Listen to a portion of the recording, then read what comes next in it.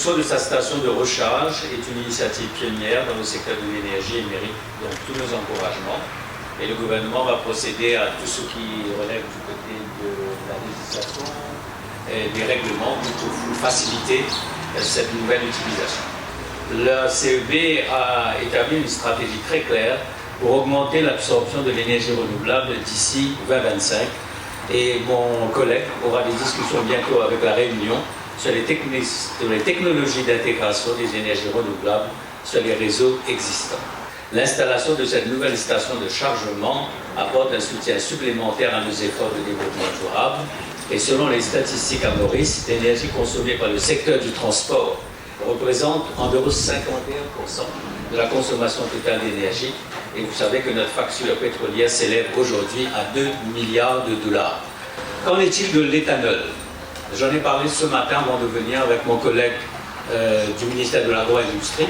Il apporte un mémorandum au Conseil des ministres dans les semaines qui viennent concernant le E5, c'est-à-dire une utilisation de 5% d'éthanol, mais avec le mélange avec les carburants qu'on utilise déjà, ce qui serait donc une expérience extrêmement intéressante.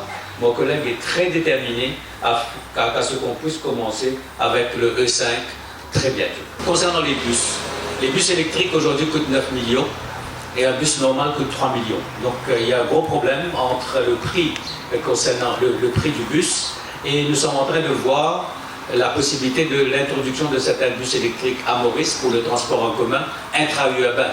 Par exemple, pour faire le shuttle ou la navette à Port-Louis. Actuellement, au niveau des organisations internationales comme la Banque mondiale, on peut avoir des subventions de l'ordre de 3 millions par bus. Alors espérons que nous arriverons demain avec une production en masse à réduire le coût de l'autobus, ce qui devrait permettre l'utilisation des autobus électriques dans notre réseau. Et il y a toujours un point où on bascule vers une technologie par rapport à une autre. Je pense aussi qu'en ce qui concerne les énergies vertes, il y aura un moment où tout va basculer vers l'énergie verte, et ce sera pour le bien de l'humanité. Alors je félicite Total, je félicite M. Lille pour cette initiative. Oui, mais il y a eu le Energy Efficiency Bill qui encourage un peu dans ce sens. Mais là, ce qu'il faudrait faire, c'est créer les conditions pour que justement il y ait des investissements privés et il y ait des subventions internationales, et il y a aussi la part du gouvernement. Je crois qu'après COP21, il y aura sûrement une grande réflexion à Maurice sur, comme j'appellerais, le Way Forward, un plan d'action. Donc là, dans un premier temps, on a une première borne Cholet qui est là à Bellevue. Et la seconde est à Philomath. C'est déjà... On voit très rapidement. L'équipement est déjà là, l'installation est en cours. Donc est-ce qu'il y en aura deux dans Taverny? Il y aura deux à Taverny. Définitivement, il y en aura chez nous déjà aussi. On est en train de rénover les bâtiments chez nous. Dès qu'on finit la rénovation, les bornes seront là.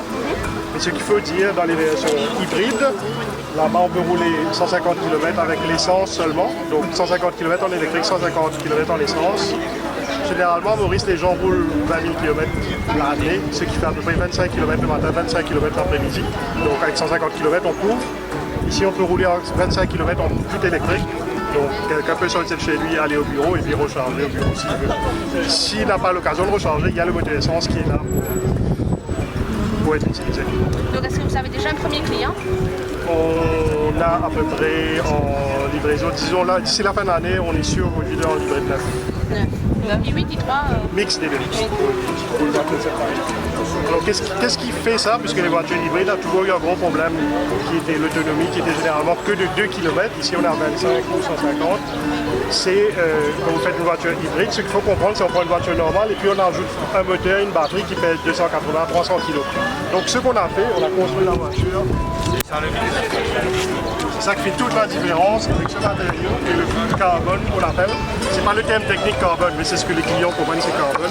Matériau similaire à ce qui est utilisé dans les ailes d'Airbus A380 ou dans les Formule 1. Ce type de matériau existait. Par exemple, il y a une Ferrari édition limitée qui coûte 1 million d'euros qui a ça. Qu'est-ce qui a changé? C'est qu'on a amené ça dans des voitures moins chères de carbone. Et dans la i8 et la i3, carrosserie en carbone. C'est ça, le ministre.